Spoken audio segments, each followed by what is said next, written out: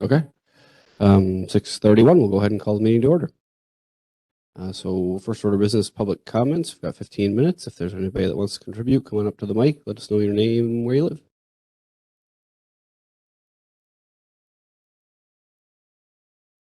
Good evening, everyone. I'm Amber White from Borough Road. So during the April 5th, 2022 school board meeting, several members of this board admitted to not knowing their roles and responsibility and therefore broke the law under New Hampshire Code of Administrative Rules, Board of Education, Chapter ED 303.01K. Chapter ED 303 is titled Duties of School Boards. ED 303.01K states that it is the duty of the school board to, quote, annually evaluate the superintendent based on criteria established by the school board or boards/SAU board, end quote. Per the New Hampshire School Board Association's document titled Roles and Responsibilities for New Hampshire School Boards dated April of 2020, quote, school boards have a legal obligation to conduct an annual evaluation of the superintendent. Not only is an annual evaluation a best practice, it is also legally required, end quote. Based on what I witnessed from being present in the meeting, right to know requests, and what was recorded in the minutes from the April 5th meeting, it is apparent that this board has not evaluated the superintendent in several years, and therefore they have broken the law for several years. This is a true disservice to the taxpayers of Pembroke and should not be taken lightly by those residents who are present today and those who are listening into the meeting virtually today. Thank you. Any other members of the public wish to comment? Seeing none, we'll move on. Before we get to the NHSBA presentation, we've got a couple of quick things to take care of. Last minute stuff. Thank you. We need to add to the agenda nomination of a deputy treasurer this evening. And then I would like to have a quick discussion about the selection process for the architectural firm for the Hill expansion.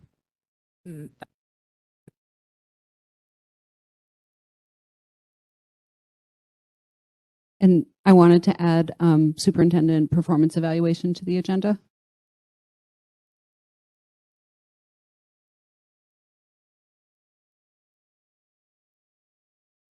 Okay.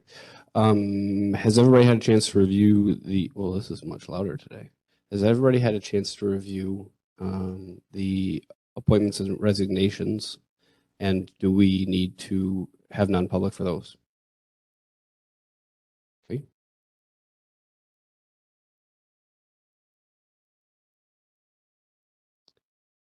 All right. So what about let's start with the deputy treasurer piece. Is there anything that you want to share, or you just need a nomination? Heard from Carrie Dean, who did accept the position. She was a write-in, and she had been thinking about whether she would be able to fulfill that responsibility, and she did indicate that she would be willing.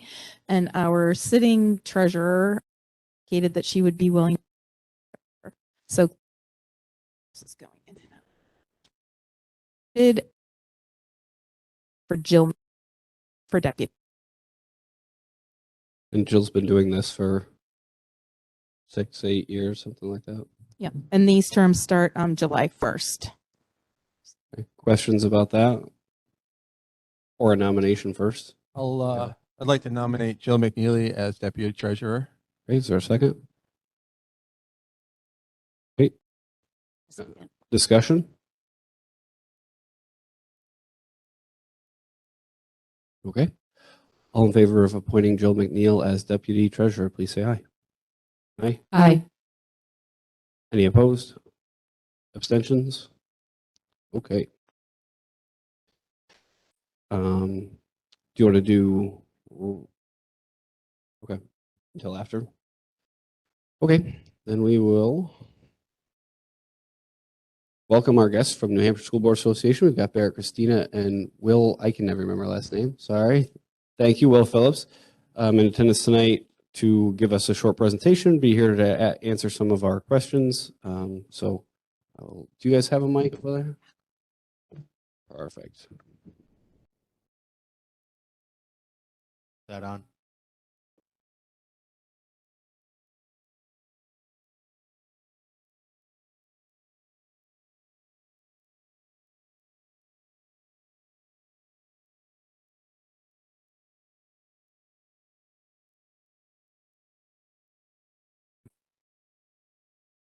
Yeah, would that probably be easier just to make sure that the people at home get to hear clearly?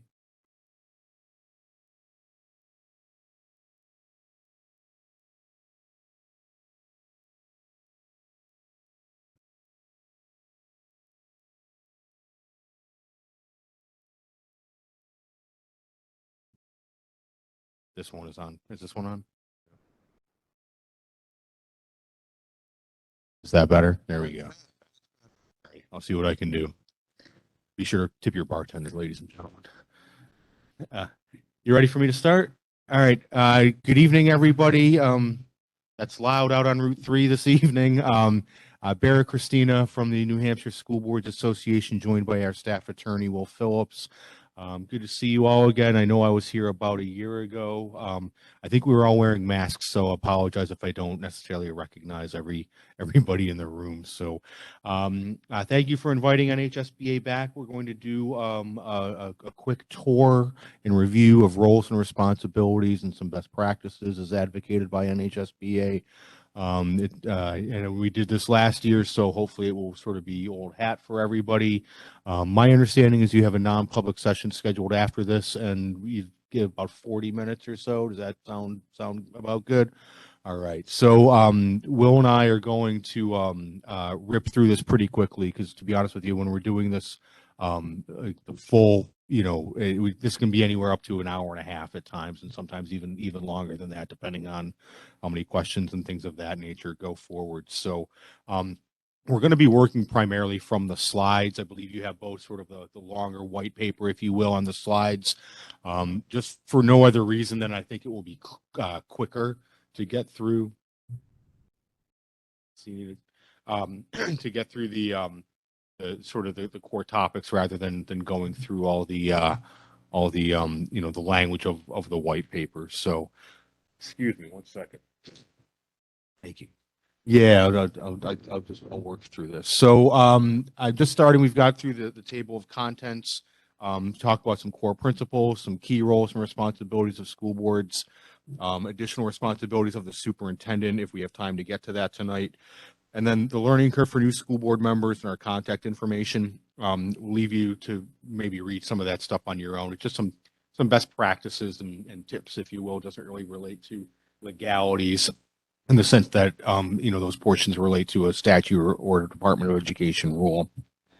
So just jumping right in, a couple aspects that NHSBA likes to lead off with. Two broad-based core principles relative to good school board governance. The first is governance, not management, and we'll talk a little bit about what that specifically means and provide some details on that as the slides move along.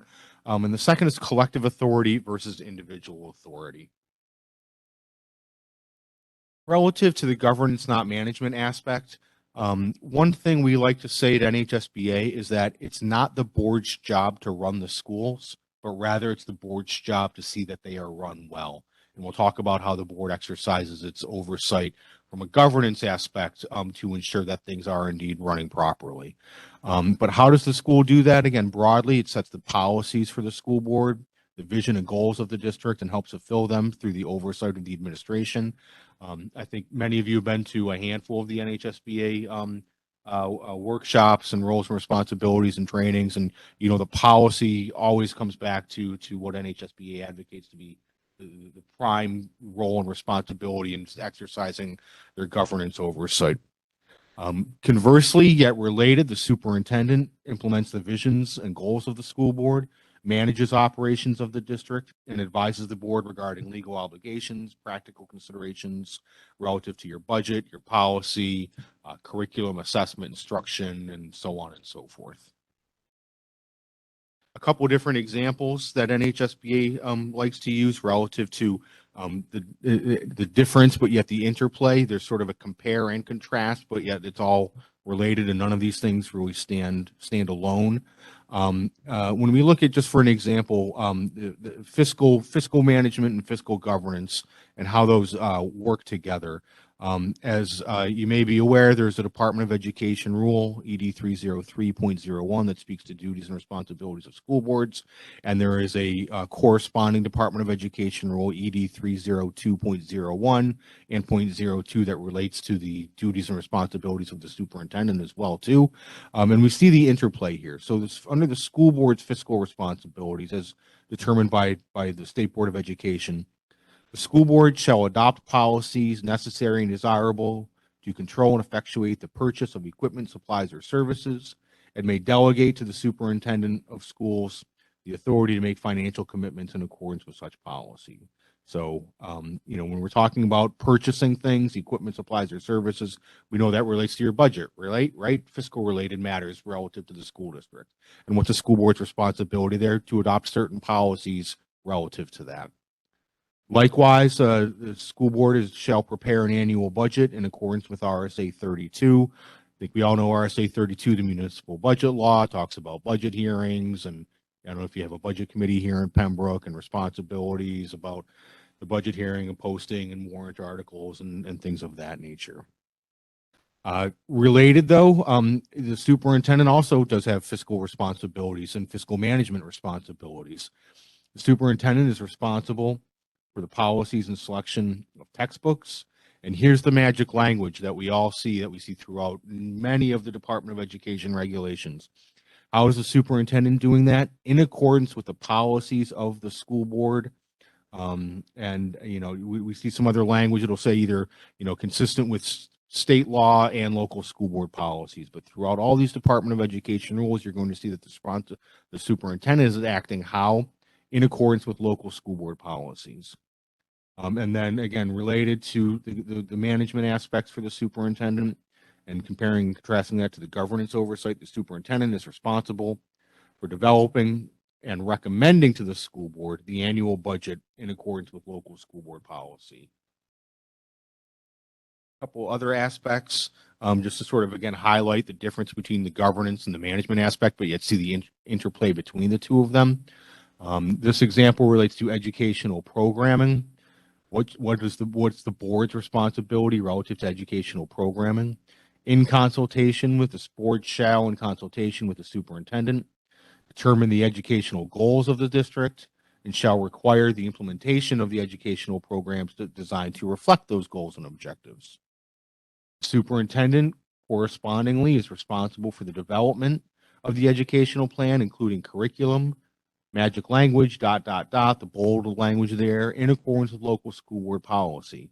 So there's obviously been a lot of discussion statewide the last year or so about educational programming and what may or may not be being taught in our public schools. The school boards are the responsibility, in consultation with the superintendent, to determine the educational goals, and require implementation of those programs. And the superintendent is, again, responsible for the educational plan, including curriculum, but again, doing so in accordance with school board policies. I think this is the last aspect that we talk about relative to management versus governance, as it relates to school personnel.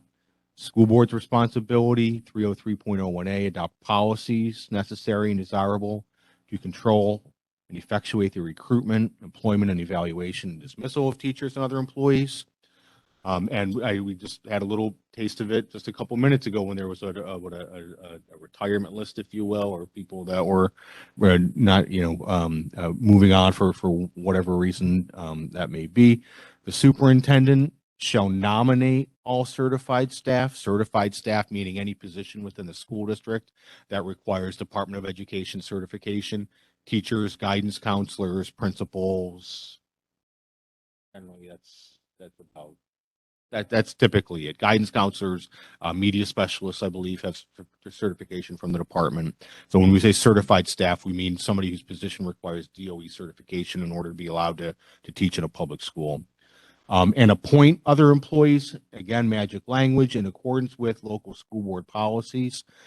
Here's another important aspect. NHSBA gets questions from board members frequently and sometimes members of the public where somebody has an issue or concern with the second grade teacher. They want the board to either investigate it or look into it. But ultimately, that's not the board's responsibility. Being informed of it, certainly, but employee matters is determined by this Department of Education rule. Superintendent shall direct and supervise the work of all employees of the district or districts within the SAU and shall have all powers necessary to make such directive effective. One other question we often get to is your non-certified staff. And again, that would come back to what does it say? In accordance with local school board policy. Some school boards NHSBA works with are involved in ultimately verifying or authorizing the hiring of non-certified staff, your custodian, food service workers, so on and so forth, paraprofessionals maybe. In other districts, the board leaves that to the superintendent to hire the non-certified staff. And again, that's a local directive based on your own local policy. We find the smaller the school board, the smaller the district, the more active the board may be involved. When it's Nashua, Manchester, obviously the board can't be getting involved in hiring every 10-hour a week custodian or every food service worker. Question? No, if you ask away. I had a question on the, the second grade, hypothetical second grade teacher, someone wants the board to investigate. Is there a best practice, or does the school board association recommend a policy for a situation where it's not necessarily that the school board wants to investigate, understanding and respecting the difference between it's the superintendent's job to, manage the second grade teacher. But the school board members, live in the community and may all be hearing a lot of information about the second grade teacher that we want to bring to the attention of the superintendent who may be completely unaware of the situation. Sure. How does the school board handle that? Yeah, great. That's a great question. Yes, there are policies that address that. Generally, we call it sort of our chain of communication policy. That's going to be policy KE and KEB are going to be the two, and they basically say if a board member becomes aware of a concern or a complaint or an issue surrounding an employee, you inform the superintendent and then let the superintendent either I can put investigate in quotation marks. That doesn't mean you have to be hiring a lawyer and a law firm, but look into it, ask questions, check with the immediate supervisor of that particular employee, and then let the administration figure out what is the issue. Is it impacting kids, somebody being insubordinate, whatever it is? But whether or not you learn of that standing in line at Hannaford's from one of your constituents, or you get an email, or there may be something on social media, circling it back around, because as the Department of Education rule says, superintendent is responsible to direct and supervise the work of all employees. So informing the superintendent of again, the concern, the complaint, the allegation is usually your best practice. Then they can look into it and make whatever move forward as needed. Any other questions? Just to add there, Will Phillips, staff attorney at NHSBA. We usually bring this second part, it's a related part, up a little later, but I think because we're doing the expedited version, I thought I'd mention it here. When you do get those telephone calls, or you get the contact in the aisle at Hannaford or wherever you happen to be, there's two parts of the communication. So one part is you're referring it to the superintendent so that the superintendent can then direct and supervise the work of the employees. But the second part is, how do you respond to that for the constituent? I mean, they're contacting you because they think you can help. And that's just, I mean, how many of us knew what a school board member actually did before, you were school board members? The public doesn't always understand that. So, you inform them that this is something that's within the purview of the administration. You're going to refer it to the superintendent, but also be familiar with what your policy is. If your policy is KEB, that's the one we have for complaints about personnel and individual students. If that's your policy, know that so that you can refer that to them. Your policies are online, they're accessible, and you say, go look on our website, find policy KEB, and that's going to give them the roadmap to possibly resolve that problem. So.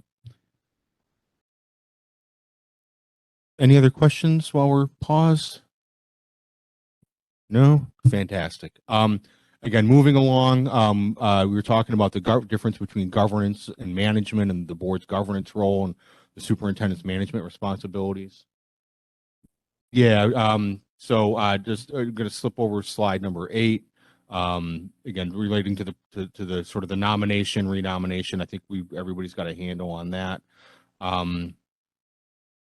Yeah, what's that? Skip on through. All righty. I'm going to skip through slide 9. I think we talked about that enough. One last aspect before we get into sort of the collective authority, and I'll pass this off to Will to do the next section. The way I conceptualize it is governance is planning, strategic planning, your policies, long range plans. Maybe you have a capital improvement plan or a strategic plan looking forward, if you will.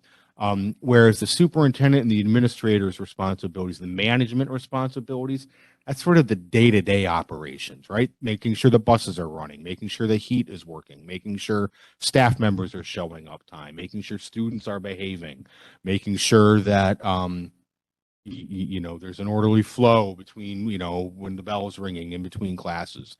Your principal, your superintendent, your special ed director, really handling sort of the day-to-day operations of the school district, making sure that the bills are being paid, payroll is being met, grants are being administered appropriately, harassment within harassment or bullying within the facility is not occurring, or if it is, it's being addressed and looked at and investigated and so on and so forth. Governance, the long-range planning, the policies, 30,000-foot view, management, more the day-to-day operations of the school district. Well, I'll pass it off to Will to do the next section. Sure. I think I was going to add something, but I think we're about to get to that next anyway. So the second core principle that we talk about is the difference between the collective authority of the school board and individual authority. This oftentimes comes as a huge surprise to newly elected school board members. But really the only things they're elected to do that they couldn't do the day before they were elected or the day they took office, the day before they took office, is now they can sit at the board table instead of out there. They can participate when the board is having its deliberations, unlike when you're a member of the public. And then they can vote on things. And those are really the only two pieces of authority, or the two powers that you get when you become a school board member.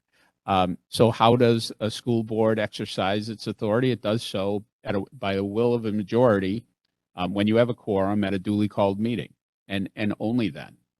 Now, there may be little times when the majority at a duly called meeting delegates some authority to one or another member.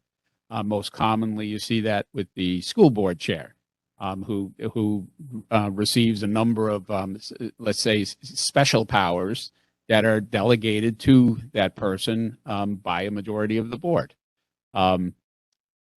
Just trying to give the quickest version of this. And just so for school board chair pieces, the most common ones or the common traits of most chairs, not only of school boards but of nonprofits and most other government bodies as well, is somebody's presiding over your meeting. Meetings would be a traffic jam and truly inefficient if you didn't have somebody who's helps set the agenda for the next meeting. Again, you'd be having meetings every day if only a majority of the board could figure out what you were going to talk about.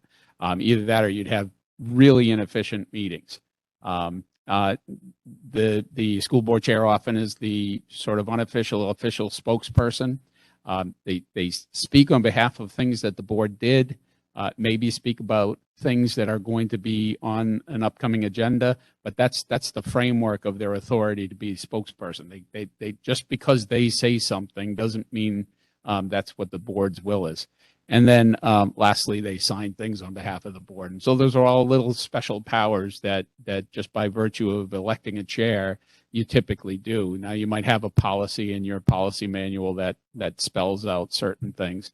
And some boards assign spokesperson roles to other people, or, a liaison to the delegate to the New Hampshire School Board Association's delegate assembly, things like that. But all acts are done through the collective of the majority of the board. Any questions on that? Alrighty, moving into some of the actual key roles of school boards, and this iteration of not so much the PowerPoint, but rather the white paper that corresponds with it is probably about 6 or 7 years old now. And we tweak it and revise it, constantly. We're always, looking at ways we can just improve it or whatnot.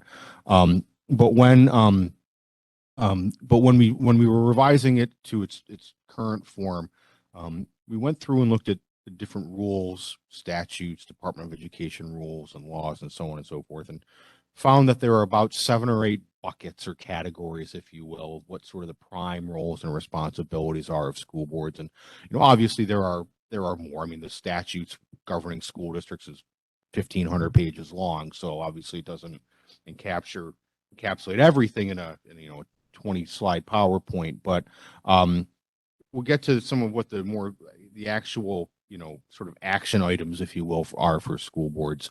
But one aspect that NHSBA likes to talk about, it's an overriding purpose of school boards. This is RSA 189:1-A. It shall be the duty of the school board to provide at district expense elementary and secondary education to all pupils who reside in the district. That's why school boards exist, to provide education to the kids within your community. That's just, I mean, without the purpose of providing an education, all the other stuff we're going to talk about is kind of irrelevant: policies and budget and strategic planning and so on and so forth. So fulfilling that duty is your sole purpose for being on a public school board. Now, we obviously understand that there are multiple constituents. You've got taxpayers and retired people and budget committee members and parents and a whole host of constituents in between. But at the end of the day, the law obligates you to provide an education. And we know that there are a lot of balancing factors with doing that. But a simple way if you have a conundrum, as you're sitting here deliberating or getting ready to vote on something, and I ask yourself, if you're not sure which way to go, and I ask yourself, how is this going to impact kids? And we can have disagreements as to how we're going to move forward, and not every vote's going to be unanimous. But if you just ask yourself with those hard questions, how does this impact kids? And then, vote according to what you believe to be in the best interest of them, I think you'll be on your way to good boardsmanship. I got it. Thank you. All righty, but getting into some more of these sort of, action items, if you will, for school boards. Set and establish policy. We always say that this is a prime role and responsibility. They're all important. None are more important than the others. But when we're talking about sort of what school boards do and how they do it and how they set the vision for the district and set the goals for the district and implement some of the long range plans, it always comes back down to policy, and policy being how school boards govern and exercise their governance. And why is policy so important? It expresses the guidelines and philosophical statements which chart the district's course of action, create the framework within which the superintendent manages the district and staff discharge their duties, and school boards adopt policies to advise staff and the school community of legal requirements. And when we say the school community, who are we really talking about? We're talking about everybody in the community. It's easy to think of the school community as just sort of the students and the teachers, right? But, we know that it impacts the community at large. I presume that we've got policies or protocols in place for visitors to the school. You got to sign in, you got to get buzzed in, you had to wear a mask, if you were going to come in the building, the last couple of years.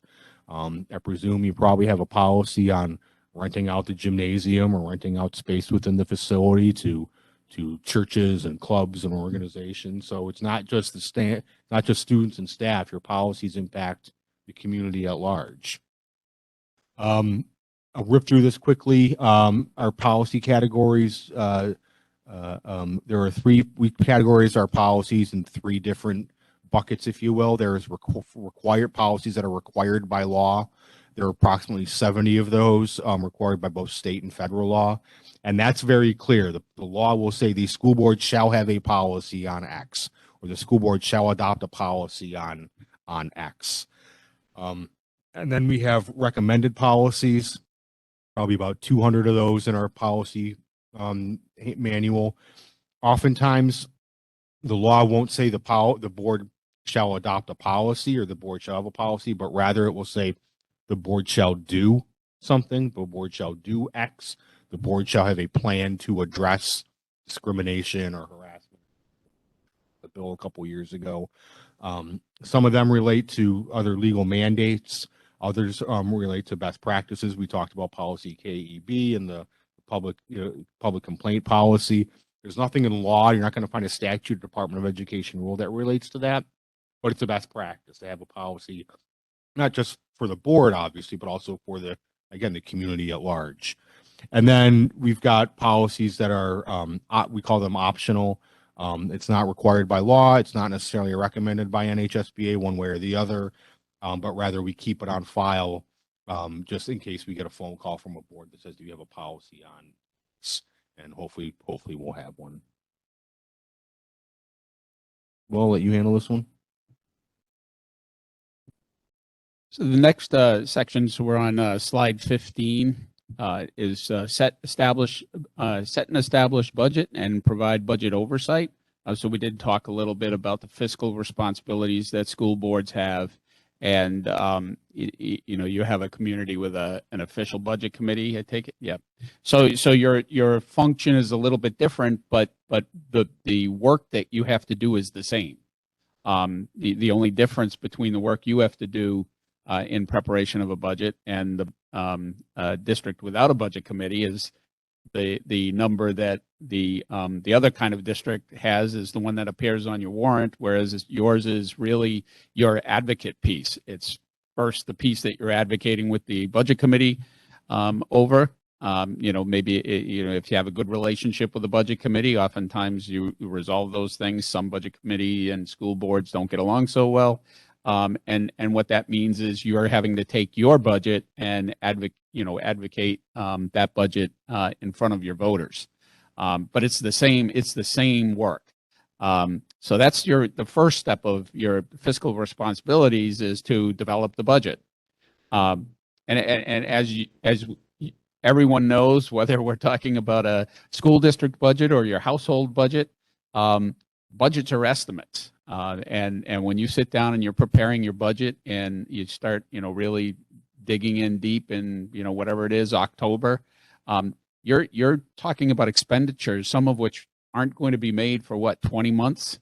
So 20 months later, I can guarantee you that what people thought they were going to be spending money on in what would it be, October 2018, looked very different when they were actually making those expenditures in March 2020.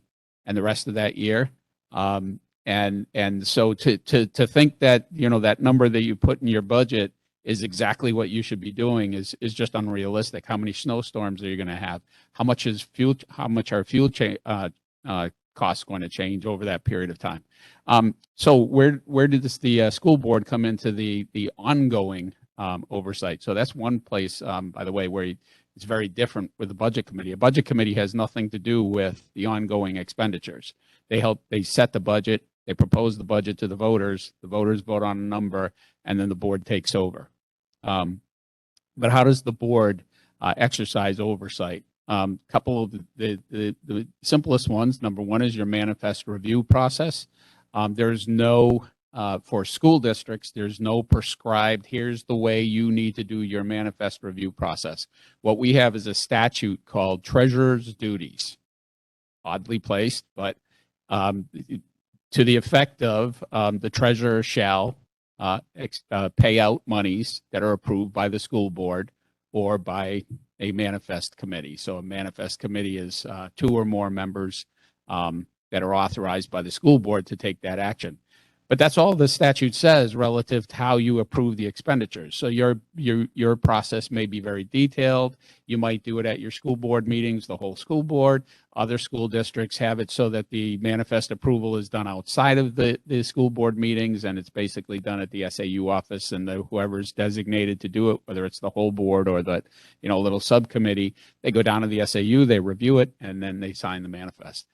So that's an area where the board can decide to assert more or less oversight. If you're having audits and the audits are revealing multiple issues, that might be a place where you think maybe we need to tighten up our oversight a little bit. But if things are going well and your audits are coming out favorably with very few executive recommendations, then that's sign that things are pretty good. The next place that you have oversight on a ongoing basis is a line item transfer. I won't spend a lot of time talking about that, but when you do that budget and you do your DRA form, there's money in one line and there's money in another line, and during the course of the year, you find that you need more money in one line and less money in the other. Well, the school board has to approve moving that money from one appropriation to the other appropriation. The school board can do that, have a policy that gives prior approval, because again, the statute doesn't say how you go through the process of approval. So you can have a policy that says up to X number of dollars, we're going to let the administration make the transfer without prior approval, but the administration has to report that at the next meeting. And that way, even if they've done that little transfer in the pre-approved transfer, you know about it. And if that's an issue, you right then and there get to reflect and decide whether you need to make changes in how this process is going. Our policy, and I'm forgetting it off that it's DJA or something like that. Whatever there's a policy in the D's. Forgetting the reference off the top of my head, but our policy, we haven't changed the amount for pre-approval since I think the mid 2005 area. We set it at $5,000. Hasn't changed since then. I'm sure you're aware your budgets have changed considerably since then. Some districts have gone as high as 30,000. That's the highest one that I know of right now. Other districts have actually scaled it back. So that's another place where a school board has, you're setting the sort of parameters within which the administration can operate. So again, remember, reflect back to that. You don't run the district, you just see that it's run well. And one of the ways you do that is by, deciding how much oversight over, which things. And then lastly, where you do your fiscal oversight are the normal reports that you get on a monthly, weekly, whatever basis you get them, that show you where your budget projections are, where your year-to-date are, and that's where the board again can assert its influence if it thinks that things are going in the wrong direction, or maybe they're going in the right direction, but they want them still to go in a different direction.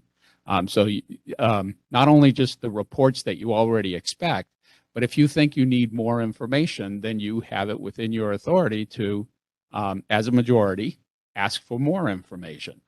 So that's where the school board exercises its fiscal oversight. And I guess I left out the one thing that I like to say and remind people of is that when we talk about policy, we left off on the last one. There's big P's and little P's. So the big policies are the ones that get the codes and they get in the book. But every time you're making a decision that's not about an individual discipline matter or something like that, you're making policy decisions. Your budget is a policy. You don't give it a code and put it in the book, but it is the board exercising its governance authority. And so anyway, budget, fiscal expression of policy. Any questions? Continuing on, hire and evaluate the superintendent. Let me comment on sort of the evaluation aspect a little bit as well too. Every school board struggles with this. And I remember it was I think it was last summer and fall. I was here about a year ago, maybe June-ish if I recall correctly. And then I spoke with Peter Warburton, and I went out and I did trainings for Chichester, Allenstown, and Epsom as well too. I think last summer or fall, and this issue came up. It's a unique challenge, especially with the makeup of New Hampshire SAUs, where you have multiple school boards in a single district SAU, but yet the joint board hired the superintendent, and now you've got the even odder wrinkle with you having, I know, the two superintendents, not co-superintendents, but two superintendents, and sort of the division of labor within the SAU. We have multiple SAUs like that. SAU 16, which is Exeter and 5 or 6 of the small surrounding towns. SAU 21 is the Hamptons and Winnicott and Seabrook, and so you got 5 or 6 towns, school boards, 1 superintendent. It's and even in single district SAUs, just take Merrimack for example, every school board has struggles with the superintendent evaluation process, especially in a multi-district SAU, for a variety of reasons. So, I have some templates that I found and kept on file over the years. Some of them are good. Some of them are okay. None of them are great. None of them are going to be like the silver bullet, like, the end all be all for your superintendent evaluation. Why is that though? I mean, I can give you a rubric or a matrix or a form, a scoring sheet to fill out. But, in my experience, the best evaluation systems have been developed locally between that school board and that superintendent. And why is that? Well, because local values and local policies and local needs and local desires and local goals are going to be local. What's going on here in Pembroke may be different than it is in Deerfield. It may be different than it is in Epsom, and it's going to be different than it is in Concord. So a generic scoring sheet isn't necessarily going to capture all of that. 2, your evaluation is going to be based in part on where your superintendent is with his or her level of experience, level of service within your district. A brand new superintendent who was a principal for 10 or 12 years and gets his or her first job, that's going to be a different evaluation than somebody that's been a superintendent for 10 years, right? So you can't use the same tool and rubric and matrix that you've been using all along. The other aspect as to why the evaluation can be a challenge and why it needs to be fluid, if you will, is that goals change, priorities change. You may have had, just for an example, a district may have had a strategic plan that they were working through, and they may have been in year 2 of a 5-year strategic plan. And then what happened in March 2020, right? Things have to change and we have to pivot. And what you may have been working on may no longer be doable or relevant. So you need flexibility within that. The other aspect I'll say relative to the superintendent evaluation process is that while it has to be developed locally, it also has to be developed between the board and the superintendent. The board cannot just come in heavy-handed and say, this is what we're using as your evaluation tool. It needs to be reflective of what personal goals that your superintendent has set for him or herself for the course of the year, the course of the contract, goals that the board and the superintendent have jointly set for either the superintendent or the district, if you will. And I had another point that I was going to make as well too. So, by doing the goal setting at sort of the front end of the evaluation cycle, that's what you're going to be evaluating your superintendent on. You have to have some criteria, some goals, some expectations. And your employee has to know what those are too. They have to be community. You have to have the dialogue in order to get those set and get those straight. So you set the goals. A lot of boards will do a quote unquote retreat, if you will, end of the school year, end of June, sometime in July, maybe on a Saturday morning. somebody picks up, you know, a dozen donuts and a box of Joe, or if you're going to do it over lunchtime, you order some pizzas and, you know, do it someplace comfortable and have an open discussion. You set the goals. The goals then are embedded as part of the evaluation. I'm also a proponent of not doing a single final formative summative evaluation at the end of the school year in a May, June timeframe.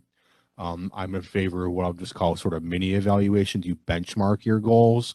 If let's say you set goals during a board retreat in July, you check in at the end of October, a couple months after school started. Patty, where are you? Are we making progress? We benchmarked this for 6 months. How's it going? What do you need from the board in order to be successful? If you're meeting them, great. If you're not meeting them, what challenges have been, you know, have become because of that?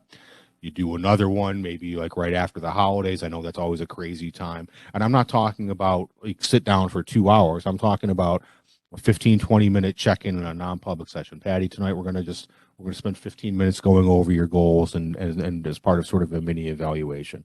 The reality is we know the superintendent's being evaluated every single meeting, right? Whether or not you're doing it formally or informally, we know that the superintendent's being evaluated by the board at every single meeting.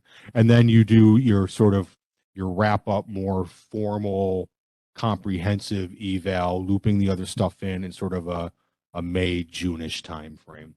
The other aspect too, be mindful, take a look at the superintendent's contract. There are some contracts have a date that says the evaluation will be completed by, you know, May 1st, June 1st, April 1st, whatever it might be. So always just be mindful of that as well too. If you, Andy, says board chair, if you need to see some of those matrices and rubrics and whatnot, by all means, let me know. I'm happy to pass them off to you. A colleague of mine wrote a white paper on superintendent evaluations as well too, that I can pass along. We've, for a variety of reasons, we were going to distribute that like a month ago, and it didn't happen. But anyway, I'm also talking with another one of our consultants about trying to put together a webinar, probably not this school year, but maybe something in the fall to help boards sort of engage in this process as well too. Questions about that, Andy? Yeah, my big question about this, and you sort of touched on it at the beginning, I don't know if there's clear direction or not, but it's my understanding that the process would at least be initiated in our case by the SAU board, since they're the ones that employ Patty. Yeah. So certainly we would have a large hand in that process, but I would expect that the initiation and the direction Yeah. needs to come from the SAU board. Is that fair to say? Yeah, absolutely. Yeah, and I should have mentioned that. Yeah, I mean, the reality is the SAU board, 5 towns, if I'm not mistaken, right? The SAU board jointly and collectively is the one that is Patty's employer and Peter's employer. The Pembroke School Board is not Patty's employer. I mean, you work for it. It's another one of the sort of unique nuances of New Hampshire law. So could the Pembroke School Board do its own evaluation separate and outside of the SAU board? Yes, I think the board, your local board, Pembroke board, certainly has the right to do that. But yes, because Patty's an SAU employee, that should be initiated by the full SAU board. But again, in sort of just the makeup of the way your SAU is chosen to operate, it's unique to say the least. So, and I'm just spitballing, and I you know, there's going to be further discussion on this. But would it be a reasonable process moving forward, being that we're, you know, it's toward the end of the school year, we're planning on our goal setting as a board coming up soon, to, you know, work with Patty at that time, set goals for the coming year, do the, you know, periodic check-ins like you mentioned, along that ride, be in communication with the SAU board that they're doing whatever they're doing. And then when it comes to this time next year, we have our goals that we can hand up to them, and they can incorporate that in whatever process they're doing. Okay. Yeah, I think that works. Again, every, you know, and if that's something that you want to flush out a little bit more, you know, give me or Will a call at some point, or the SAU chair or whatnot. Excuse me. But that gets back to what I said, that every SAU does a little bit differently. Every SAU has their own process. For example, my understanding is, like I mentioned, in SAU 16 with Exeter, and then Stratham and Brentwood and East Kingston, and I forget what other towns are there. They've chosen on a process where the board chair from each of the communities, collectively, they create a committee of 7 people, the board chairs from each of the towns, and then they filter stuff in their own community. Then it comes up, it gets aggregated. Like the Olympics, you throw out the high score and throw out the low score, right? And then so you get a. But the other interesting thing about SAU 16, and I think SAU 21 operates like this as well too, because I think there are 7 school boards. The assistant superintendent takes a couple of the smaller ones. Oh.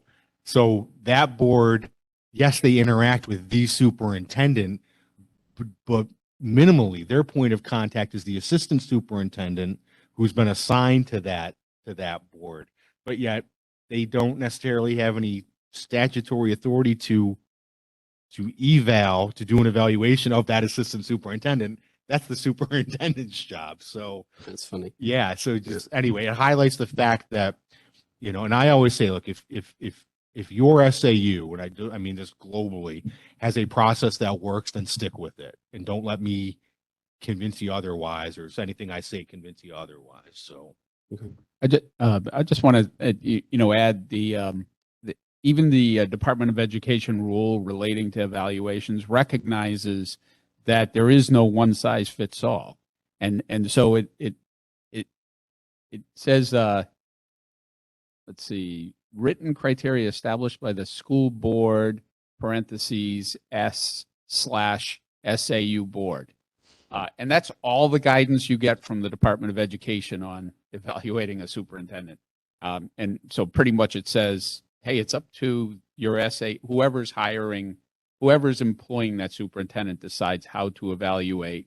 And then our recommendation is do it in coordination with the superintendent. Right. And I know, I won't, I honestly can't remember if it was public or non-public, so I will be extremely general here. But I know, last time, I think it was a year ago this time, that the SAU board was discussing Peter and Patty getting new contracts. There was a discussion of satisfaction, we'll say. But that's about it. So, I mean, I guess since there's no guidance, that's something, and something happened, but it probably should be a little bit more robust. It's the type of issue, or it's a type of scenario where it's not an issue until it becomes an issue. Right. And when it's becoming an issue, it's usually not a good issue. Right. Right. Yeah. So, Cool. Thanks. Anybody else have questions on that?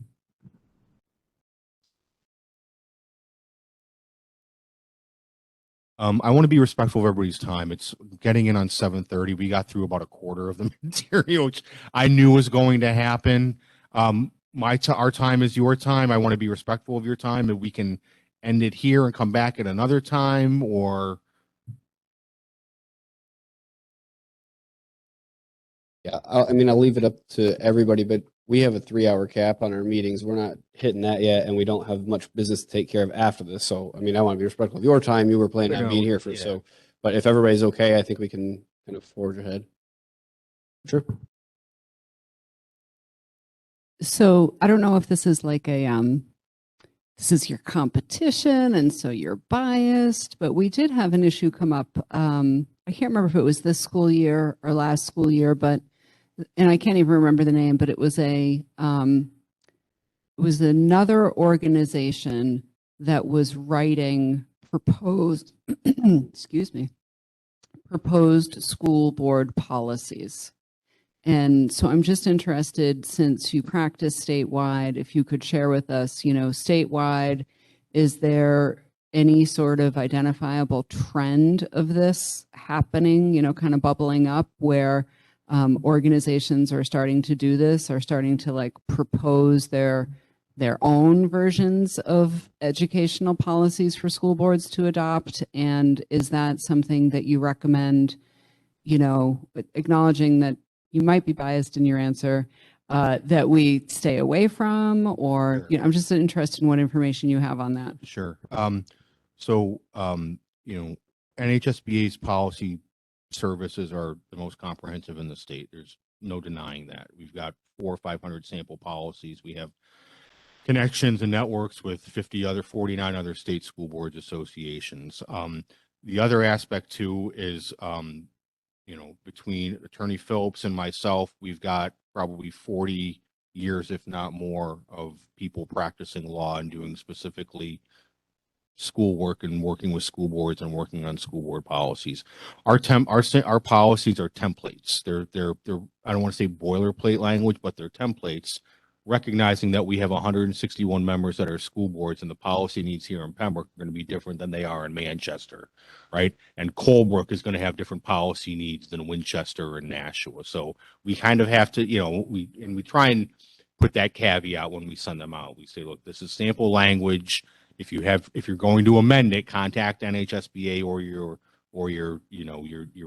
private counsel for a full legal analysis. So, I mean, we do 2 policy updates a year. Will is in the middle of doing, how many policy reviews are you got going on? Or half a dozen at least, and another half a dozen in the queue. So, I mean, I don't call it bragging, but the reality is nobody's policy work is on the level that NHSBA's is, simply because we've been doing this for a long time and have the expertise that nobody else has.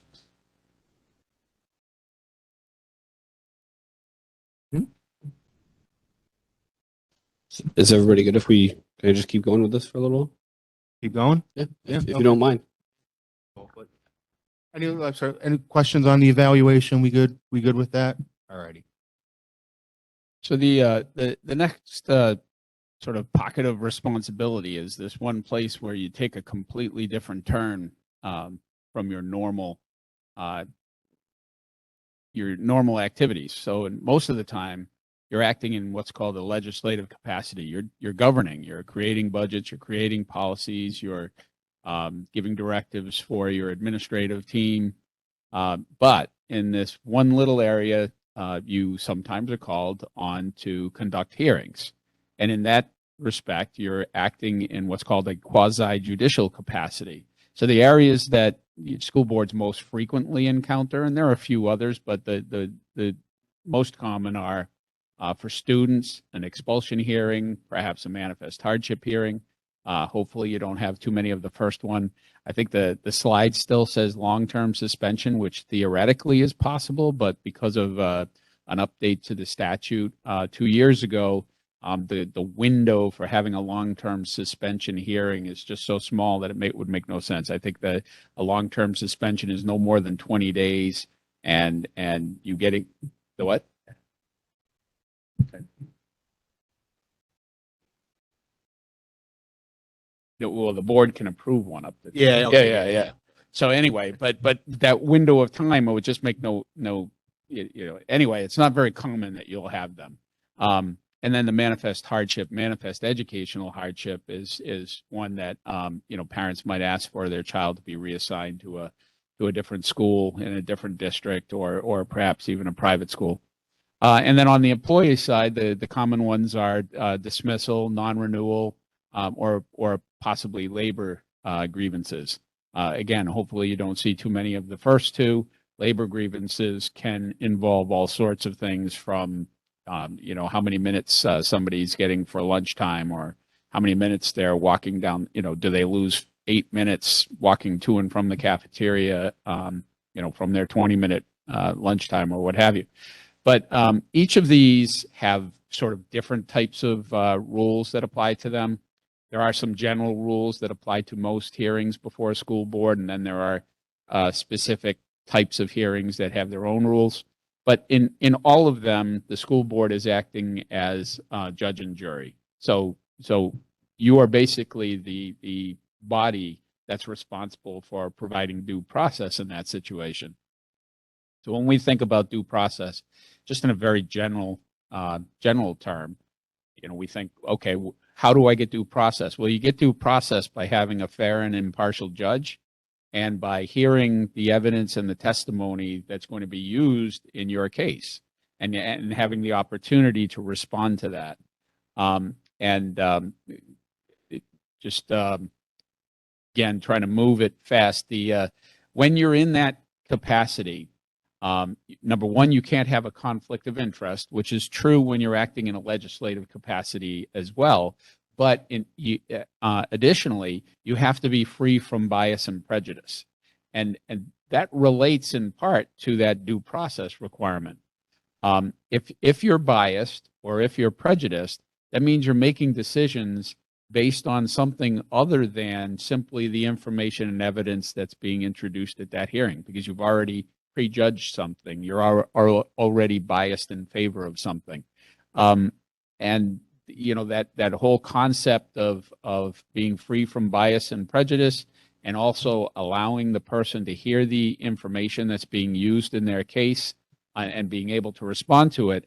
That's one of the reasons, one of the maybe the most important reasons that school board members have to distance themselves from specific cases. So when you get that phone call complaining about something that happened in your child's third grade, the person's child's third grade class, all you need to know is the name of the person who's calling and the school and the teacher, so that you can pass it along to the superintendent. What you don't need to know is, were there other witnesses? Who are the other witnesses? Have there been problems between these people? And those are not, you don't need to know that. Now, you might hear some things just because you live in a small community, and we have a thing called Facebook, and you have kids in the community. You'll hear things, and that's okay. But you really need to be responsible and diligent and just keeping it at arm's length as best you can, so that when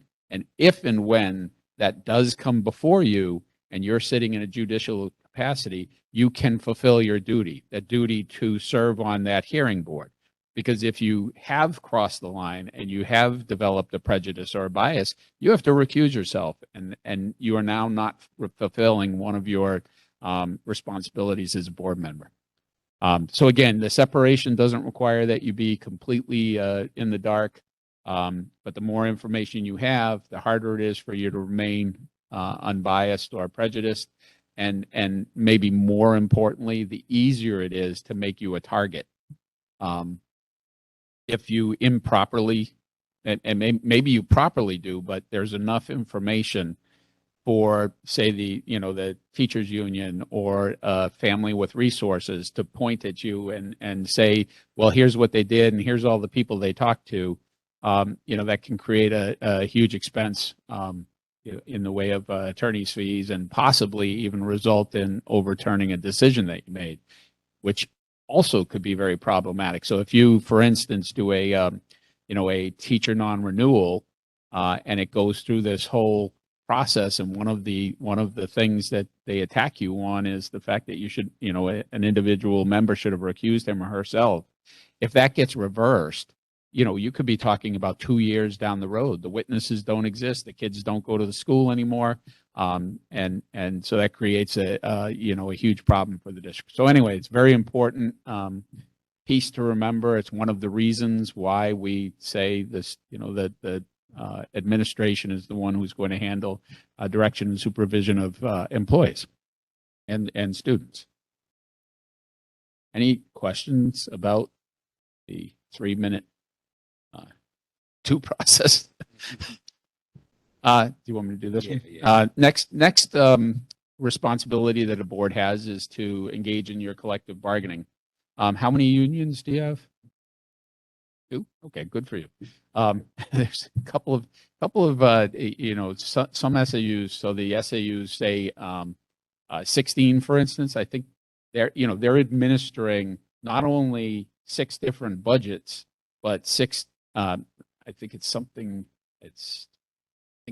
like 16 or 17 different collective bargaining agreements. And yeah, SAU wide, right. So Pembroke, you have to, your responsibility as a school board is to be the employer's negotiation representative. And there's a couple of, I'm not going to get into the mechanics of collective bargaining. It used to be that you'd see the bargaining start in earnest in September, October. The last few years that I did it, the trend was to start much earlier. I don't know how it works here, but in any event, it's usually leading into the budget cycle. It's part of the budget cycle, part of the annual meeting. But there are a couple of little quirks about collective bargaining that I think boards, sometimes overlook. Number one is, and it relates to this idea that you've heard, I'm sure, that school board members don't lose their rights of speech. So you have an individual voice. That said, if you are on a negotiating team and that team enters into a tentative agreement with the union, so you're not just a school board member, you're specifically on the team. If that team enters a tentative agreement, you as a member of that team are responsible for advocating in support of that contract. So that's very different than other things that you might vote on. It's also different. Let's say you're not on the team. So you have 5 members, you have 2 people on the team enters a tentative agreement. They bring it to the school board for ratification. As a non-team member, you don't have to vote for that, but as a team member, you do. And you have to, as a team member, support it with the voters when assuming that it was ratified by the parties.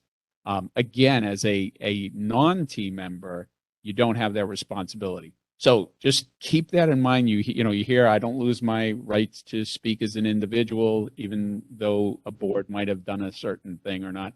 Different on the when we're talking about collective bargaining. The other place where that sort of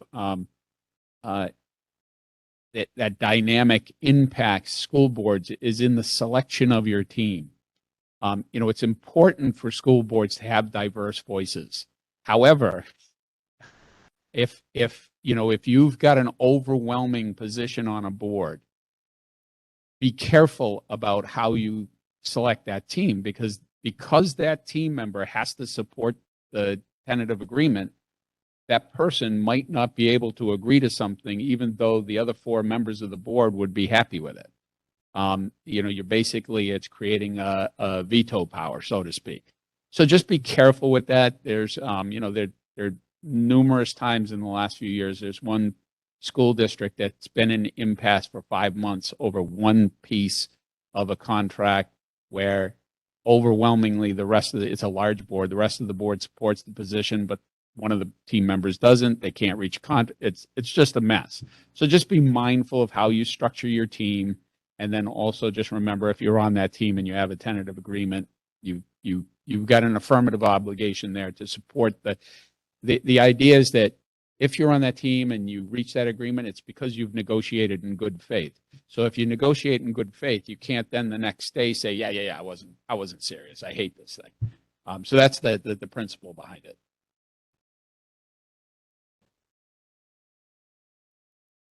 Understanding your foundational premise there that the board members selected to be on the union negotiating team are there to represent the employer unit, but also understanding the overarching purpose of being a school board member is to provide education, right?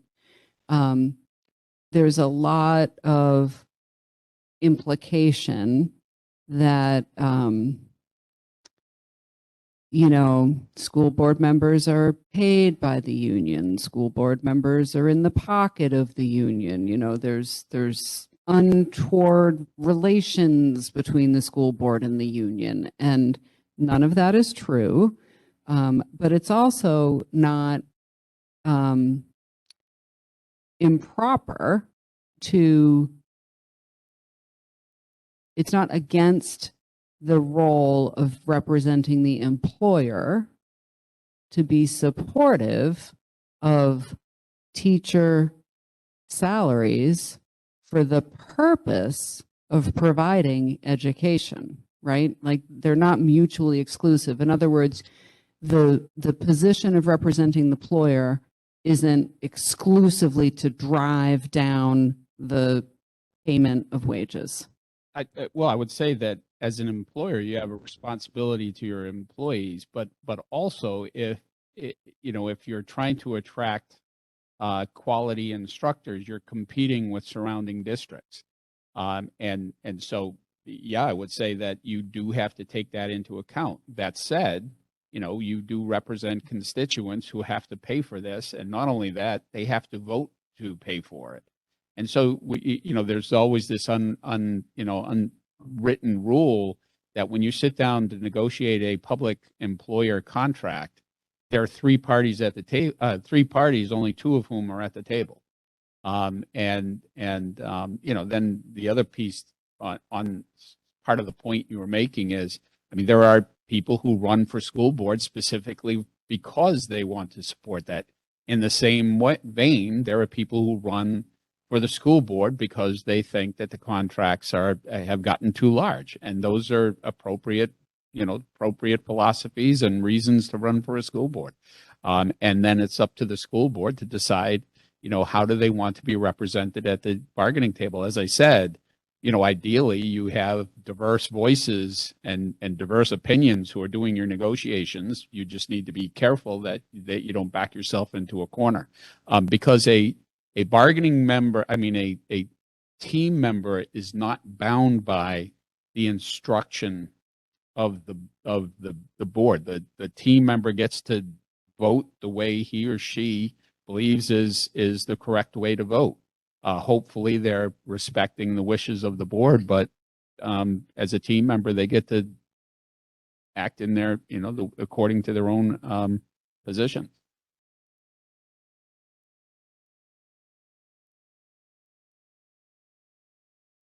We don't have to let the bargain. Yes. Or any other questions on that? All righty. Moving on, the next bucket, communication. I remember we had I think a robust conversation about this topic last year. And why, and when I say communication, I don't just mean posting notice of your meetings and posting your minutes online. But, effective communication relative to student achievement, administrative successes, district and board credibility, crisis management. We saw that, obviously a couple years ago. There are some various legal requirements relative to communications. Various policies have to parental notice or parental signing off on them. Obviously meetings under the right to know law. Just one of the things that I think I talked about last year was, obviously it was very issue specific, but during COVID, parents wanted to know, right? How many parents were you getting virtually at your meetings? Hundreds, right? And we get two people here now that we're back in person, but so to some degree it was very issue specific, right? Parents wanted to know about masking. They want to know about transportation, in person versus remote. What are kids going to be doing at lunch? Can they take their mask off and talk to their friends at lunch? Are we going to be able to get to go outside and take the mask off for half an hour and get some recess and some fresh air and whatnot? And I don't know what, effective communication necessarily looks like. I know we did a webinar on this like a year and a half ago, but again, it was sort of tied to COVID. But, some districts will have a communication plan where it identifies sort of who the spokesperson is going to be, identifies some parameters or recommendations for social media, excuse me, things of that nature. And, just one of the, and I bring this up whether or not it's true or not, there's certainly a perception out there. But, when I hear people that are running for school board, or I hear some complaints if I'm, at the legislature, it's often that the school board wasn't communicating with me, both I think on an individual basis, and, as a parent, maybe the board was slow to respond or the superintendent was slow to respond. But then I think also sort of the broader context of just general communications out to the district about school groups, sports, athletics, things of that nature. The sports and the athletics and the winter musical are always the easy things, right? I guess sort of the argument on the flip side is, well, if you want to know what's going on, come to the meeting, right? It's, so, but, I hear that a lot when I'm at the legislature about boards not communicating, with their constituents, so on and so forth. There's obviously a line and a balance there. Where that is, I don't necessarily know, but just be mindful that, as I think I mentioned this last year as well too, it's easier to communicate with people than it ever has been, right? We all have one of these on us, right? This is how we communicate. And we call it our phone, but how many people actually use it as a phone?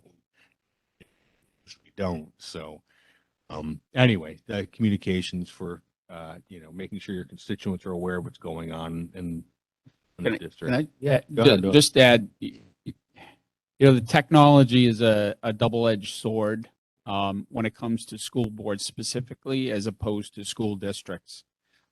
Because as you know, the right to know law imposes all sorts of restrictions on how you, especially if there's three of you communicating about an issue, there are restrictions on how you can do that. So it's very difficult.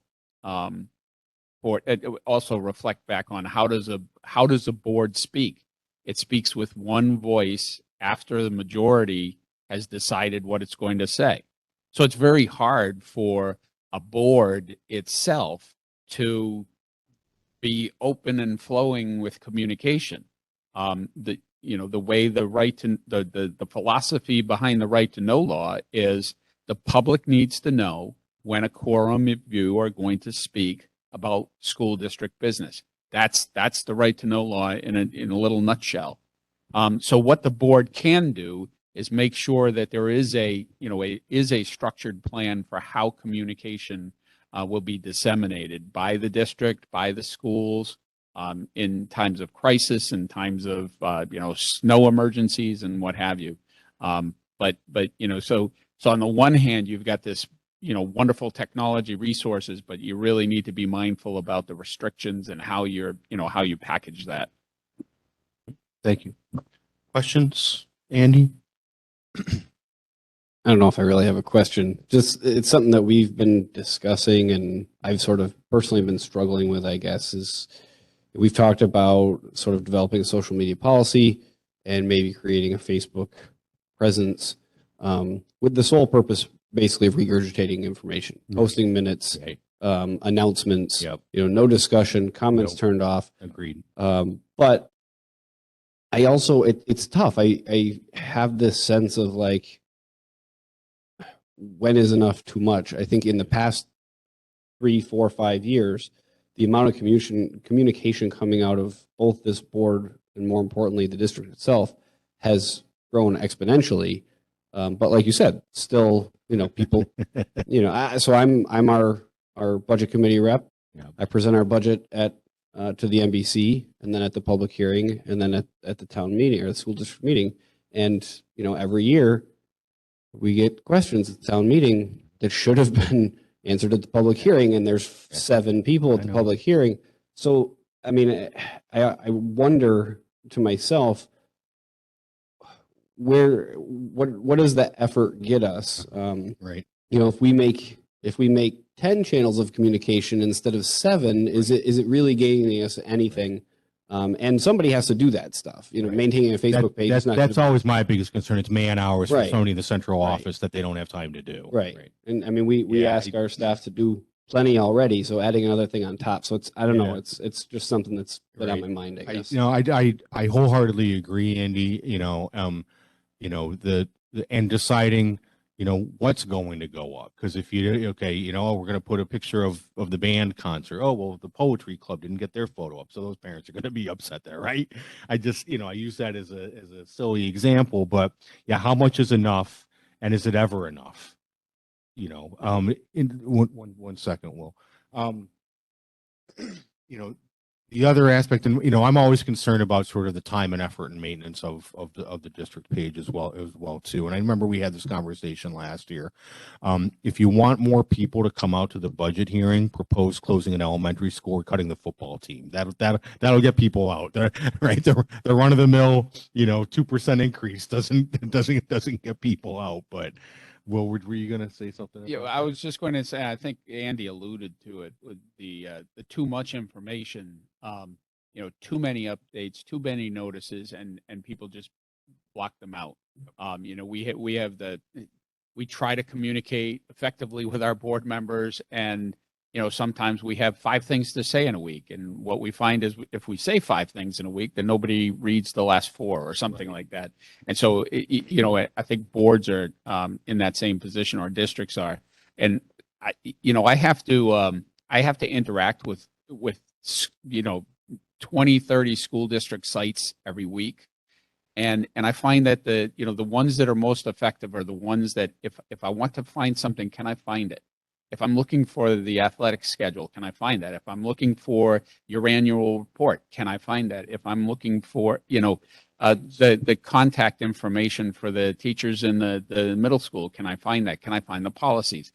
And because the people who want to know will look for it. And you don't want to make it too hard, because it can be very frustrating to find things, but just plastering information every day, having a Twitter account and having, 18 things pop out every day, not particularly useful. But if, the school districts that have a school board part, in whether it's social media or a site, those things are always simply just linking to, here's where you find the minutes. Here's the Teacher of the Year award, that kind of thing, and that's it. Any other questions on that? We are almost done. I'm going to rip through these last couple of slides in just a couple minutes. Moving on to the roles of the superintendent. So we talked about, the roles of the school board and put them in, oh, I'm sorry. Did I forget strategic planning? Yep. My mistake. My apologies. Thank you. Strategic planning. So this is one area where I think boards can use a lot of assistance. We call it strategic planning at NHSBA. The language of the Department of Education rule is to develop long-range plans and identify measurable and attainable short-term objectives. And strategic planning is just another way of putting that. Is it vital and effective, efficient? Is vital to effective and efficient school board governance. And we've got some examples of some things that that go into strategic plans. I've seen a lot of boards do a lot of strategic plans. It's kind of like the superintendent evaluation. Every SAU board, local school board, does it a little bit differently. Some boards I've seen have had community-wide committees with 50 people have showed up, and they say, all right, we'll put you on a committee. You know what I mean? Well, we welcome the community voice. And I've seen strategic plans where just for sort of efficiency, the board has handled it with the administration, 5-7 board members, and then your superintendent, if you have an assistant superintendent, then maybe your building level principals, or if you will. And every board has different different needs relative to strategic planning.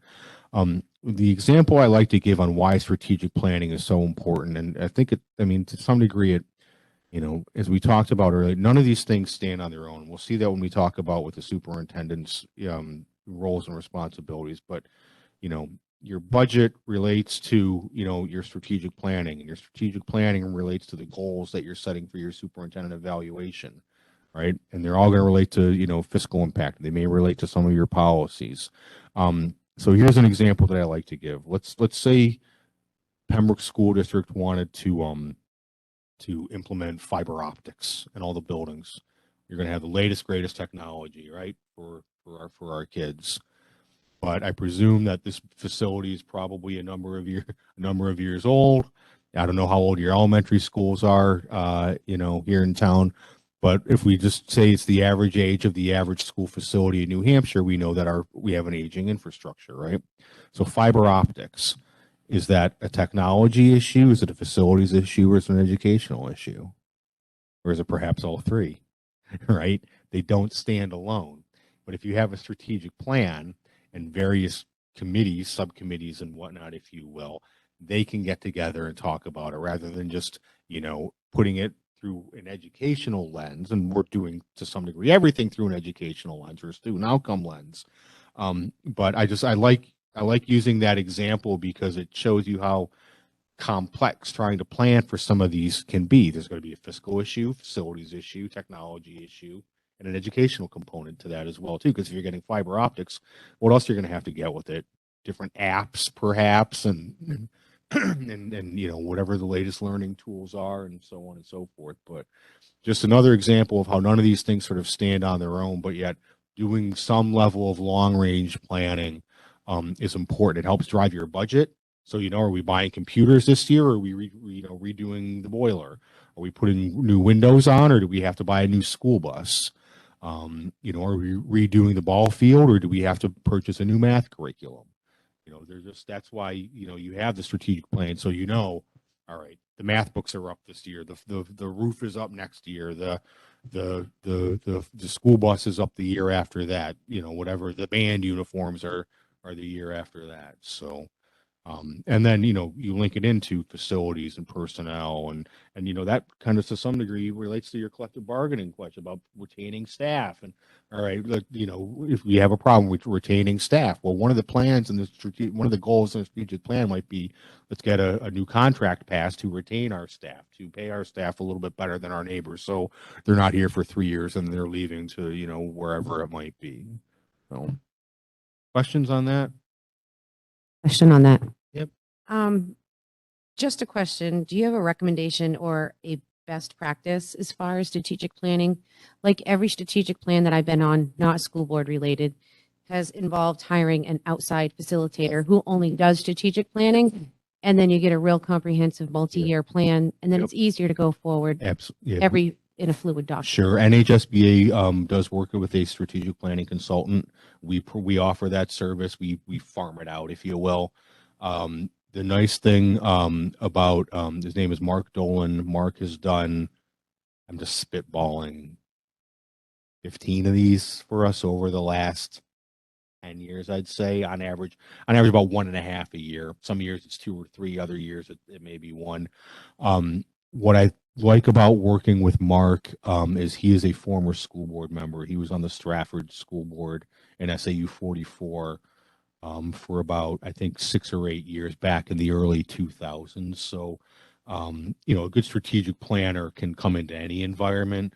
But, you know, schools are just a little bit different than a Fortune 500 company, right? So Mark has the school board perspective of dealing with teachers and dealing with unions and kids and so on and so forth. So